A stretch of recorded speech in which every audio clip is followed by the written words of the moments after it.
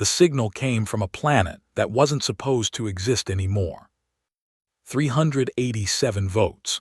That was the margin by which the Galactic Council had rejected her funding request 18 cycles ago. Dr. Sarok then sat alone in an excavation chamber carved into the northern pole of ash that remains, and she returned to that number the way another being might return to a wound, not to heal it, but to remember where the blood had come from. The chamber smelled of frozen sulfur and the mineral bite of ion-filtered light.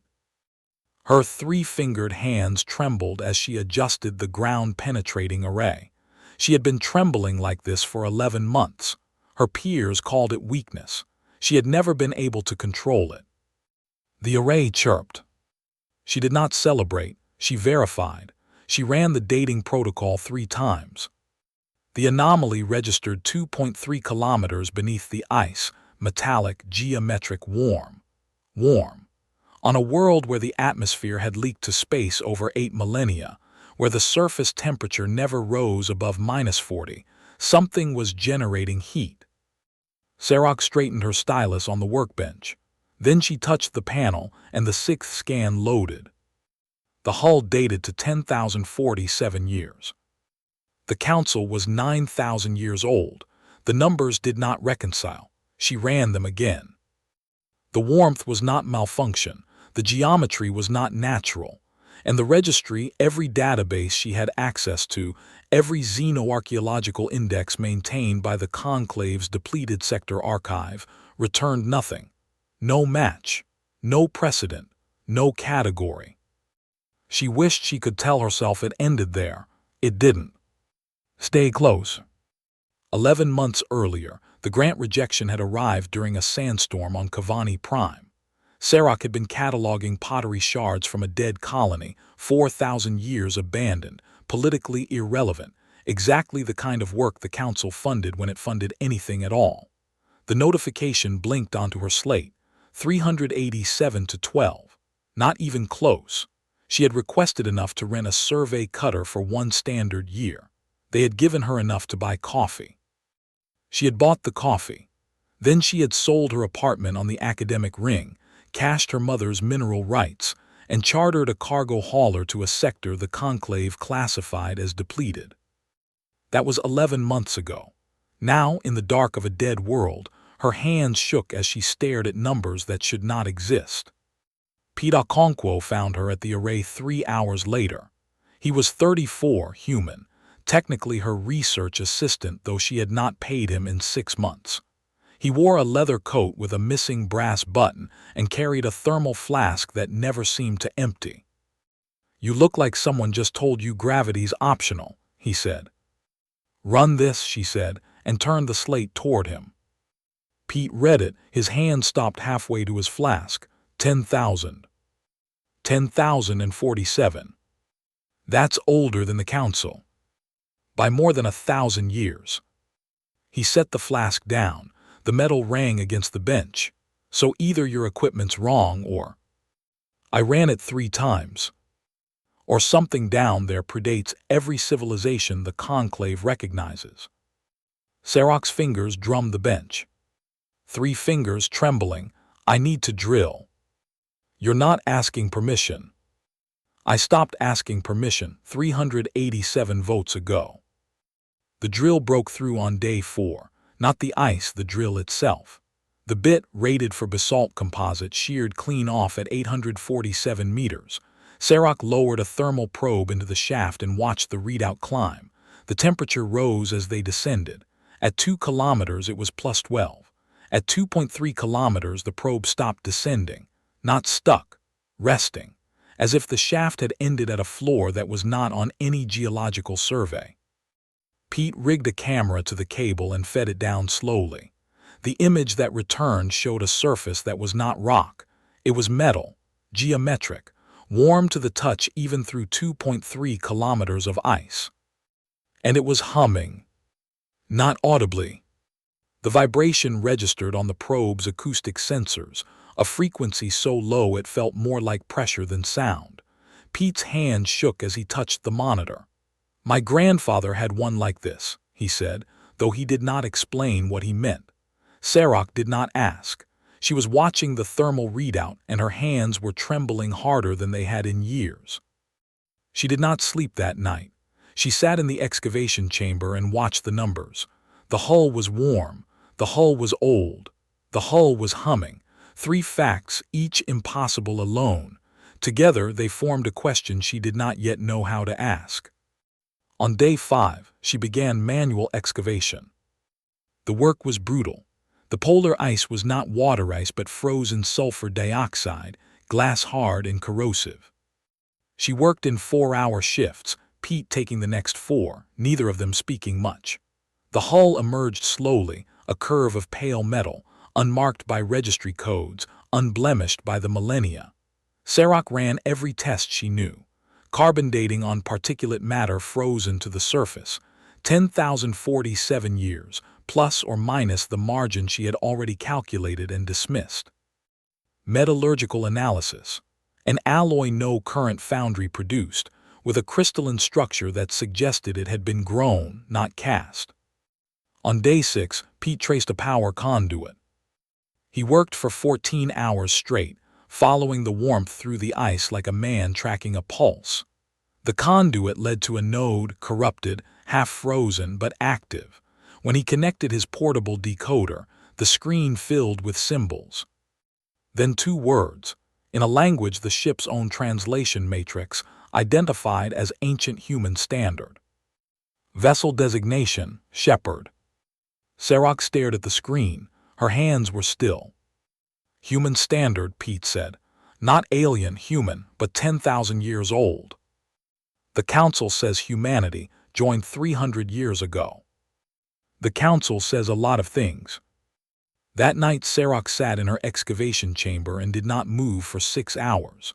The word shepherd glowed on her secondary monitor. She thought about the 387 votes. She thought about the 12 who had supported her. She thought about the cup. She did not yet know about the cup, and how some objects outlast empires not because they are strong, but because they are patient. On day 7, the hull opened. Not forced, not hacked. Pete had been running a low-frequency resonance scan standard procedure, something he had done 100 times on dead rock when a seam appeared. The metal parted like a wound healing in reverse, revealing a corridor that had not seen light in 10,000 years. The air that escaped smelled of nothing, not stale, not fresh, absent, as if the ship had been holding its breath. Sarok entered first. Her boots rang on a floor of pale stone and dark metal. The corridor led to a bridge not large, not martial. A viewport showed a starfield that no longer matched any current chart. The stars were wrong. The constellations had drifted. Sarok recognized none of them, and she had memorized the pre-council maps as a student. At the center of the bridge sat a command chair. The armrests were worn smooth by use. In a recessed holder beside it sat a ceramic cup, white, with a chip on the rim. Pete touched it. His hand shook. "My grandfather had one like this," he said again, and this time the words meant something different. Sarok did not touch the cup. She touched the chair. The material was warm, not from the ship's systems, from contact. From someone who had sat here long ago and left heat behind that had not yet faded. She sat down. The ship did not object. The lights did not change. But somewhere in the walls, something that had been waiting for 10,000 years noted her presence, filed it, and continued to wait. She did not know this yet. She only knew that the chair fit her body too well, and that the viewport showed stars that had died before her species learned to name them. Outside, across the frozen sulfur plains, a Dominion cutter broke orbit. Overseer Caesarian Thal had been monitoring the sector's depleted classification for 200 years, waiting for something to justify its reclassification. The signal from ash that remains anomalous, warm, unregistered, was exactly the kind of opportunity his 6 conquest rings had taught him to claim. He did not know about the cup. He did not know about the chair. He knew only that something valuable had been found on a world the Council had abandoned, and that abandonment, in his experience, was simply another word for opportunity. His throat flaps flared crimson as he reviewed the seizure protocols. Sarok, on the bridge, ran her fingers along the armrest. The ship hummed around her, not a machine waking, but a machine that had never slept. She thought of the 387 votes. She thought of the 12 who had believed her. She thought of the word shepherd, and of what it meant to guide something through darkness so complete that 10,000 years felt like a single breath. The viewport showed dead stars. The cup sat chipped and waiting, and somewhere in the ship's memory, a command older than the council itself lay dormant, patient as stone, waiting for a voice it would recognize. Sarok stood. She did not know the command yet. But she knew, with the certainty of a being who had spent her life studying the patience of the dead, that she would find it. The corridor closed behind her, not sealed, simply closed, as if the ship had shown her enough for now. Thal's shuttle touched down 6 hours later. Sarok watched it from the excavation chamber's viewport, a Dominion lander, matte black, shaped like a predatory fish. It settled onto the sulfur plain with a hiss of compressed gas. The sound carried through the ice. She did not move from her bench. Her hands were steady now. That was worse. When they trembled, she was excited. When they went still, she was afraid. The outer hatch cycled. Footsteps rang in the corridor, heavy, unhurried. A Vorkai did not rush toward something he intended to own. Overseer Caesarian Thal filled the doorway.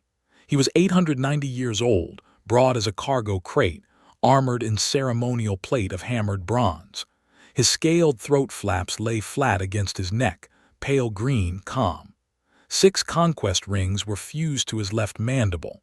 His eyes were polished obsidian with vertical slits that did not blink. "Dr. Venn," he said. His voice was low, the kind of low that came from a chest cavity built for command. "I am exercising standard archaeological seizure protocols. This sector is Dominion claimed pending council review." "There is no Dominion claim on Ashthat remains," Sarok said. "The Conclave classified it depleted 4,000 years ago." "Depleted," Thal repeated. He stepped into the chamber. His cloak brushed the workbench, woven from the shed skin of his own species' elders, a Vorkai taboo he ignored. "A curious word. It means we stopped looking. It does not mean empty." He looked past her toward the shaft. "You found something, something warm, something old. I will see it now." Sarok stood. She did not block the doorway. She simply stood where she was, 3-fingered hands at her sides, and did not move. "The hull opened yesterday," she said. "It has not opened again. I do not control it." Thal's throat flaps darkened, not quite crimson, a warning color. "You do not control it," he said. "But you accessed it. You sat in its chair. The Dominion sensors recorded your thermal signature on the bridge." He knew, of course he knew. The cutter had been watching since before she knew what she had found. "I sat down," Sarok said. "The ship allowed it. That is not the same as control." "Control," Thal said, "is the only thing that matters. Show me the entry point." She showed him, not because he commanded it, because she wanted to see what the ship would do when confronted with something that had never been refused. The shaft was unchanged. The corridor remained closed. Thal descended in a pressure suit, 2 guards behind him, their weapons charged. Sarok followed at a distance. Pete stayed in the chamber, his hand near the comm panel, his eyes on the thermal readout. At the hull, Thal touched the metal. His gloved hand lingered. The surface was warm. He pressed harder. He struck it with the butt of his sidearm. The sound was flat, absorbed. The hull did not dent. It did not respond. It simply was warm, old, patient. "Open it," Thal said. "I cannot." "You opened it." "I did not open it. The ship opened." Thal's throat flaps flared crimson. "Then I will open it." He drew his weapon, not a firearm but a thermal cutter, military grade, capable of searing through hull plating. He activated it. The blade glowed white. He pressed it to the seam where the hull had parted. Nothing happened. The cutter's blade dimmed, not gradually, instantly, as if the ship had inhaled the energy. Thal stared at the dead tool in his hand. For a moment, just a moment, his unhurried confidence faltered. He tried again. The blade sparked, died, and did not reignite. The hull remained warm, patient, waiting. Thal stepped back. His throat flaps flattened to pale green, then darkened toward something Serac had never seen on a Vorkai, a grayish hue, the color of uncertainty. "It is a defense mechanism," he said, but his voice had changed. It was smaller. "All advanced vessels have them. We will breach it tomorrow. I will bring shaped charges." He turned and climbed the shaft. His guards followed. Serac remained at the hull, her hand on the warm metal, and felt the ship's hum through her gloves. It was not a defense mechanism. She knew that. A defense mechanism would have hurt him. This was something else, something older than hostility. She climbed back to the chamber. Pete handed her coffee in a plastic cup. She drank it without tasting it. "Shaped charges," Pete said. "Yes." "He's going to damage it." "Yes." "Can we stop him?" Serac looked at the shaft. "I don't know, but the ship knew he was coming. It watched him. It did not open, it did not close, it simply waited." That night she worked on the corrupted data node. Pete slept in his chair, snoring softly, his coat draped over him like a blanket. The node was half frozen, its pathways damaged by millennia of sulfur dioxide seepage.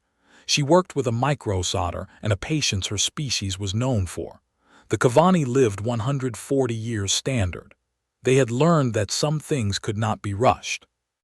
At hour 9 the node flickered. A new pathway opened. Not the main memory core, something peripheral.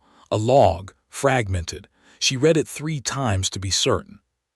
The log described a 200-system civilization. Human, 10,000 years ago. Not a colony, not an outpost. A civilization, trade routes, diplomatic exchanges, a language called Ancient Human Standard that had apparently been spoken across 200 stars. Then, according to the log, the civilization had simply stopped. Not conquered, not destroyed, stopped. The final entry was not a distress call. It was a command. Long silence initiated. All Shepherd-class vessels to burial protocol. Wake when they remember. Serac's hands trembled so hard she dropped the solder. It rang against the bench. Pete woke with a start. "What?" "Read this," she said. He read it. His face went through several expressions. Confusion, disbelief. A slow, dawning something that looked like grief. 200 systems, he said, and they just stopped. Buried themselves, went silent, waited. For what? She looked at the shaft. For someone to remember they existed. Pete was quiet for a long time.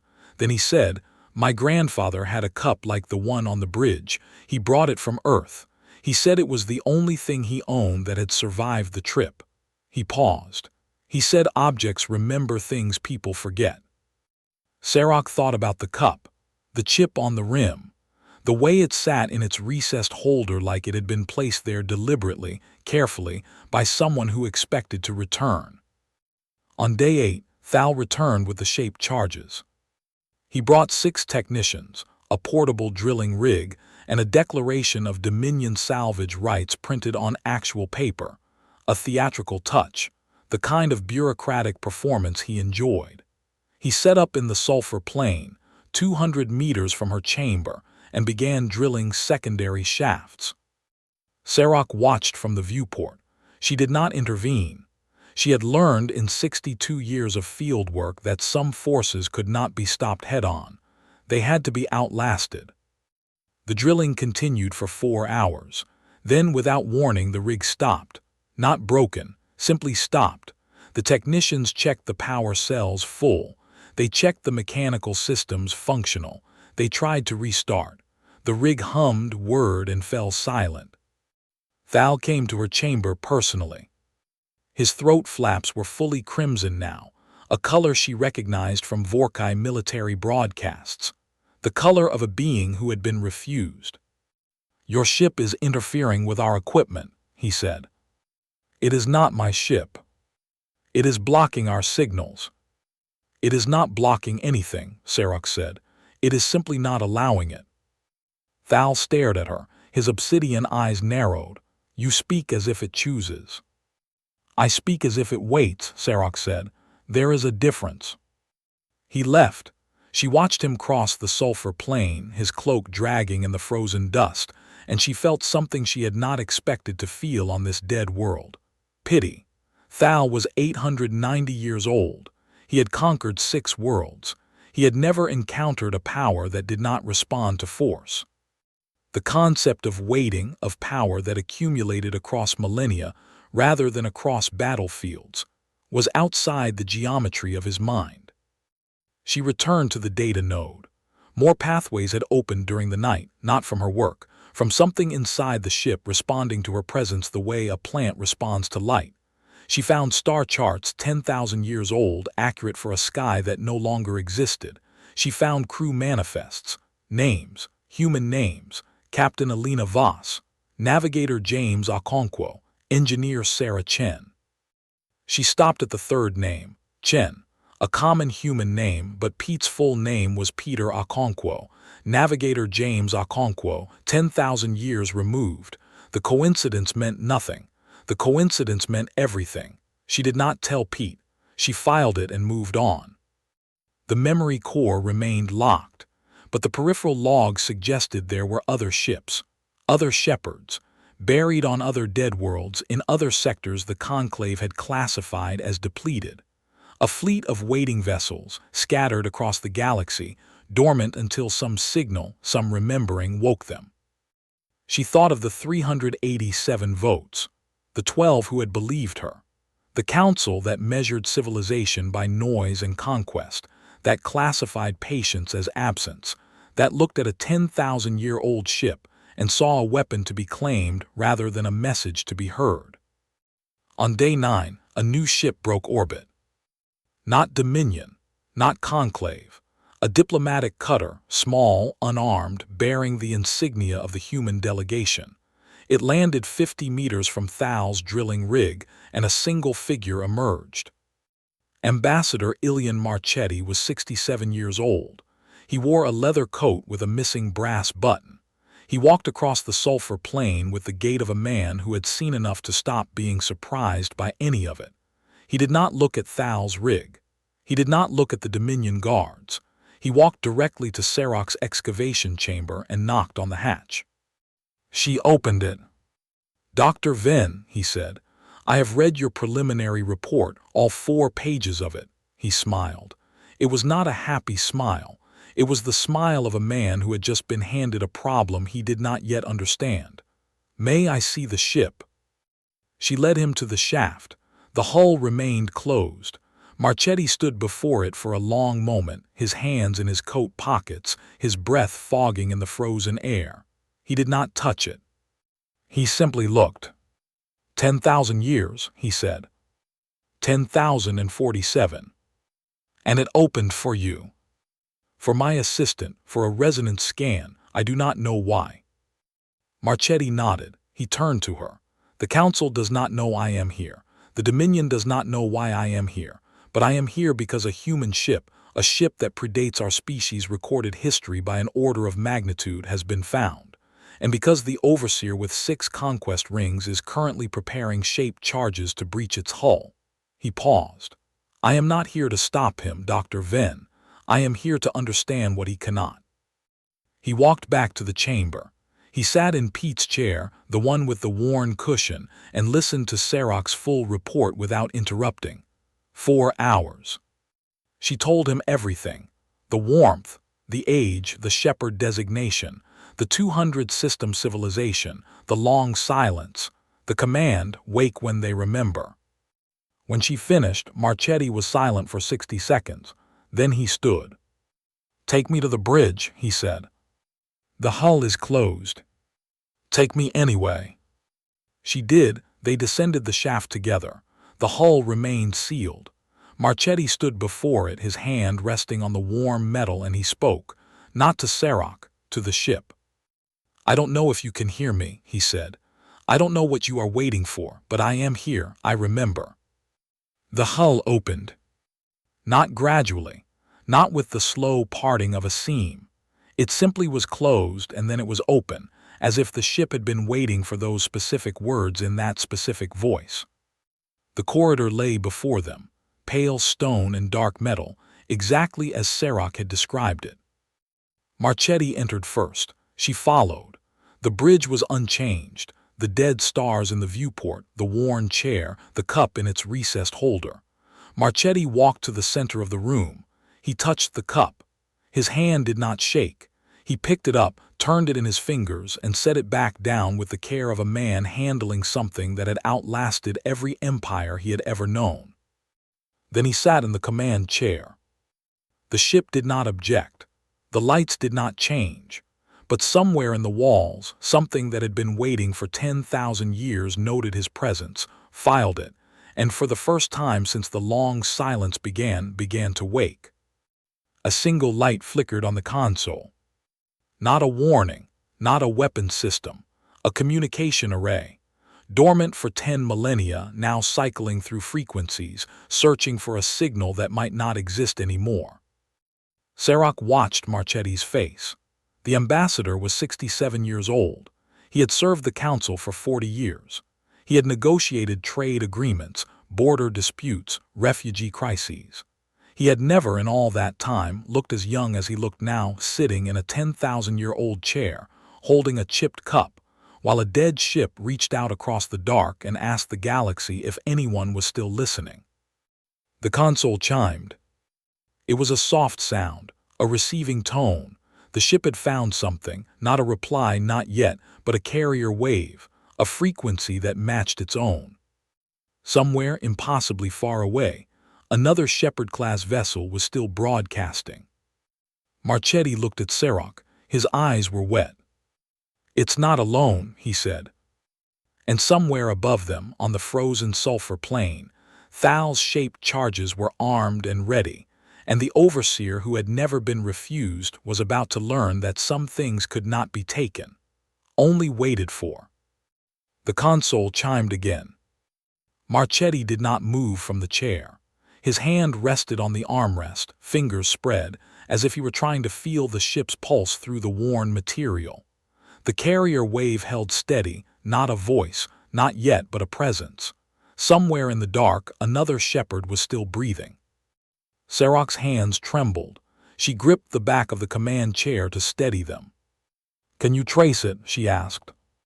"The ship is trying," Marchetti said. He did not look at her. He was watching the viewport, the dead stars, as if he expected one of them to blink. "The navigation display is updating. Slowly, it's remembering where it is, where we are." He paused. "It doesn't match any current chart.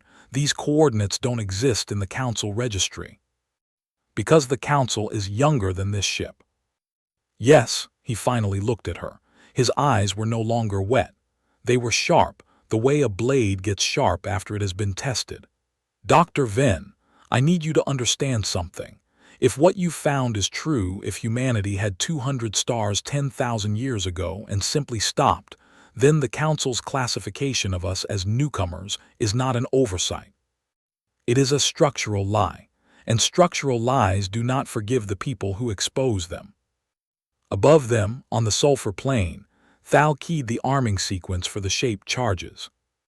His technicians had set them in a ring around the primary shaft, 6 charges, military grade, configured for ice breach and hull fracture. The Dominion did not build subtle tools.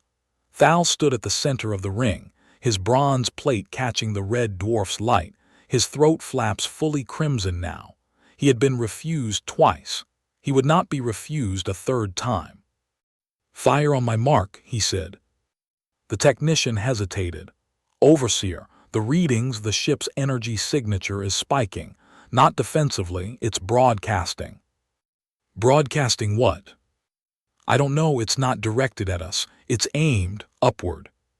Into deep space." Thal's mandible clicked. His conquest rings caught the light. "Fire," he said.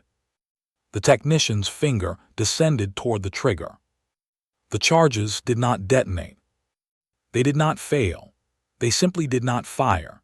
The arming lights went from red to green to dark, and the explosive cores, stable, reliable, tested across 6 conquered worlds, went inert, as if the ship had reached up through 2.3 kilometers of ice and frozen sulfur and told them to sleep. Thal stared at the dead trigger in his hand.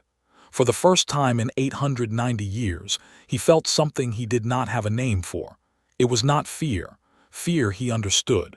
This was older. The feeling a predator has when it realizes the prey has been watching it longer than it has been hunting. He dropped the trigger. He did not give an order. He simply turned and walked toward his shuttle, his cloak dragging in the frozen dust, and his guards followed him without speaking. In the chamber, Serac felt the hum change. It was no longer the low pressure of waiting. It was something else, something waking. The ship stopped him, Pete said. He had come down the shaft without either of them noticing, his thermal flask in his hand, his eyes on the viewport. It didn't hurt him, it just didn't let him. Patience, Serac said. The ship has been patient for 10,000 years. A few shaped charges are not worth its anger. Pete looked at her. Is that what this is, patience? I don't know what else to call it. He walked to the cup. He picked it up more casually than Marchetti had, less reverently. He turned it in his 3-fingered hands. Wait, no, Pete had 5 fingers. Serac had 3. She was tired. She was mixing details. Pete held the cup to the light. The chip on the rim caught the glow from the console. My grandfather had one like this, he said for the 3rd time. He said it was the only thing he owned that had survived the trip from Earth. He said it was cheap, mass-produced. You could buy a dozen for the price of a meal. He set it back in the holder. But he kept it until he died, and when he died he gave it to my mother, and she gave it to me. He paused. I lost it in a move. I thought it was gone. Serac watched him, the name on the manifest. Navigator James Okonkwo. Pete's back straightened. He did not turn around. Common name, he said. Yes. Very common.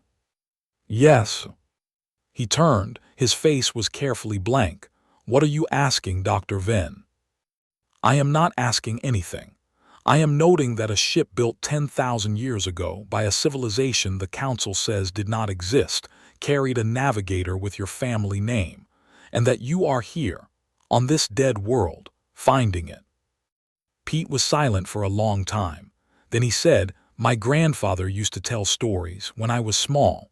Stories about Earth, not the Earth in the Council records, but an older one. A place where humans built ships that could wait forever. He said we were not newcomers. He said we were sleepers. He laughed, but it was not a happy sound. I thought they were fairy tales. The kind of thing old humans tell their grandchildren to make them feel less small in a galaxy of aliens. Marchetti stood from the chair. He walked to the viewport. The dead stars had not changed, but the console behind him was alive now, lights flickering, systems cycling, the ship's memory core finally unlocking in slow, deliberate stages. The carrier wave is strengthening, he said. It's not random, it's a handshake protocol. The Shepherd is asking for identification, and the other ship, wherever it is answering. Serac joined him at the viewport. What are they saying? Nothing yet, just recognition. 2 machines 10,000 years apart saying I am still here. Are you? The memory core chimed. A new file loaded, not a log. A recording. Visual, audio, complete, preserved across millennia by a system designed for exactly this kind of waiting. The screen showed a bridge not unlike this one. A human woman in a worn uniform, her hair gray, her face lined with the kind of patience that looked like exhaustion. She sat in the command chair. Behind her, the viewport showed a starfield that was still alive, stars that had not yet drifted, constellations that still held their shape. She spoke. Her voice was calm, the calm of someone who had already made the hardest choice long ago. This is Captain Alina Voss of the Shepherd vessel Wayfarer. The long silence is initiated. All vessels to burial protocol. Wake when they remember. She paused. Her hand reached for something off-screen, a cup, white, chipped at the rim. She did not drink from it, she simply held it. We are not dying, we are not fleeing, we are choosing to wait. The galaxy is young. It will learn what power looks like. And when it does, when someone somewhere sits down and remembers that we were here, we will wake. Not before. Patience is not absence. Patience is architecture. The recording ended. The bridge was silent. Marchetti's hand was on the viewport glass. Serok's hands trembled so hard she had to sit down. Pete stood by the cup, his fingers touching the chip on its rim, and he was crying without making a sound. Architecture, Marchetti said. He said the word the way another man might say a prayer. She built a civilization that could wait.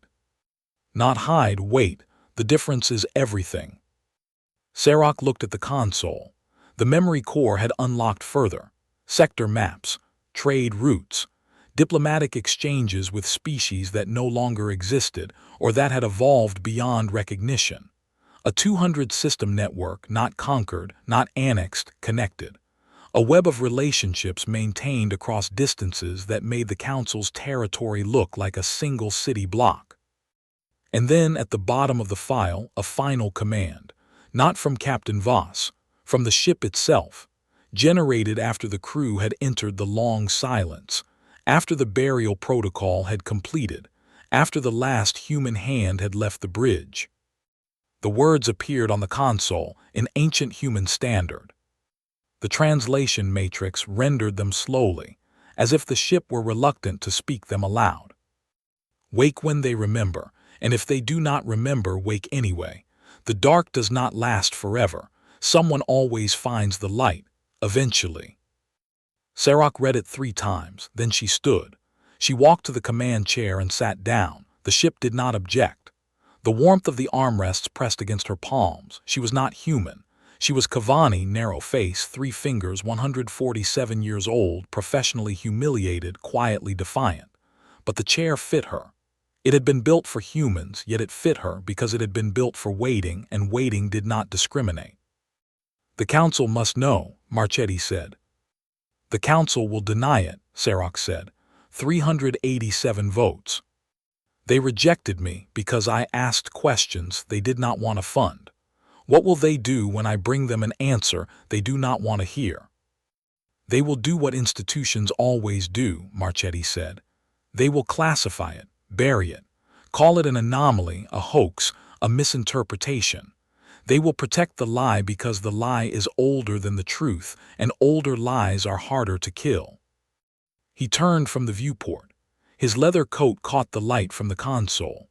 The missing brass button left a small gap in the fabric, a wrong detail that Serok suddenly understood. He had lost it somewhere long ago and never replaced it because some absences were not worth filling. Then we do not tell the Council, she said. We tell everyone, Marchetti said. We broadcast the memory core. We send the maps, the logs, Captain Voss's recording. We let every species in the conclave hear what this ship has been saying for 10,000 years. We let them decide what to remember. Pete looked up from the cup. Thal will try to stop us. The Dominion will claim the ship. They'll say it's a weapon. Let them claim it, Serok said. Let them stand in this bridge and demand obedience from a machine that has outlasted every empire they have ever built. Let them learn what the ship already knows. That power you can take is not the only kind of power. Sometimes the power is simply staying, simply waiting, simply being here when everyone else has gone. The console flashed, a new signal not from the distant shepherd, from the ship itself. A broadcast array, dormant for 10 millennia, now cycling through every frequency the Council used, every channel the Dominion monitored, every band the Conclave had established for diplomatic traffic. The shepherd was speaking, not shouting, speaking, the way a person speaks when they have been silent so long that the silence itself has become a kind of voice. And across the galaxy, on 200 dead worlds in 200 forgotten sectors, other ships stirred in their ice and their ash and their frozen sulfur, not waking fully, not yet, but listening, remembering, waiting for the signal to complete. Serok sat in the chair. Her hands were steady. She was not afraid anymore. She was something else, the thing that comes after fear, when you realize that the story you have been telling yourself about your own smallness was never true. The viewport showed dead stars, but the console showed something else. A map updating in real time of signals returning.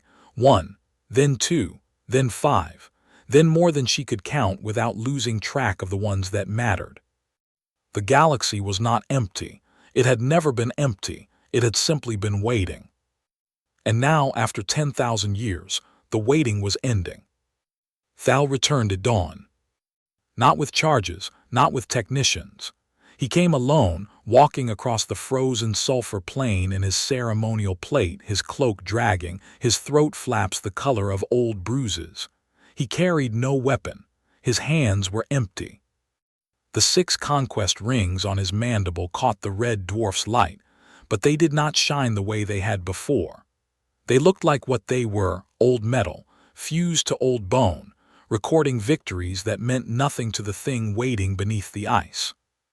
Sarok watched him from the viewport. She did not go out to meet him. She did not need to. The ship had already seen him coming. He stopped at the shaft. He looked down into the dark. Then he sat on the ice.